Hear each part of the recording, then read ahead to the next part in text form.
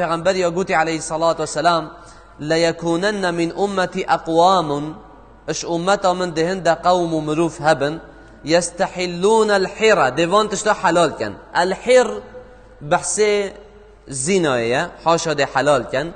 والحریر ده جلک آرمیشی حلال کن. والخمر و هر وسط ده عرق جی حلال کن. والمعازف و آلت عزفه و یت موسیقی جی ده حلال کن.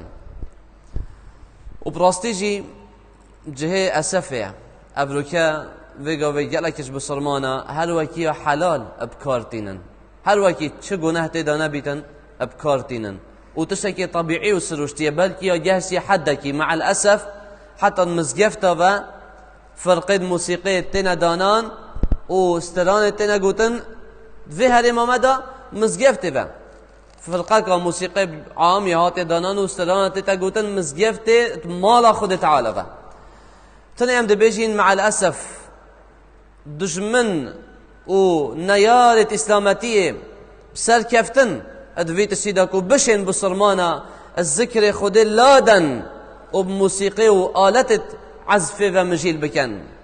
دشمن بسر کفتن فعلا شینان مزگفته و حلقات جبرکرنا قرآن بین دانان و هر وصا کومت خاندنا قرآن و ذکری بین دانان شیان والی بکن شیناوی آلت موسیقی و عزفه به ندانان و دنگی وش مزگفتا بلند ببیتن مالت خود تعالی. جه اسفه براستی جه اسفه پدوی مروه بسلمان هشیار بیتن روژیا خدا اجوان تشت تنه همیا اوید کو روژیا وی کیمت کن و خیره وی التین نخاره.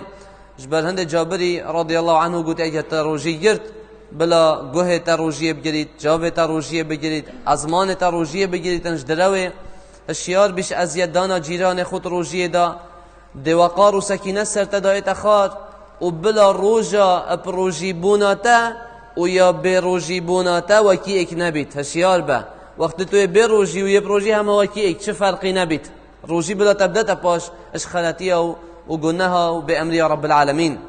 دعاش خود تعالی کن بوما دین ما پارزیتن و اندامت لشه ما همیا پارز به امری خو و گناه ما و دیواب ما و همی بسرمان بغفرینتن والحمد لله رب العالمین.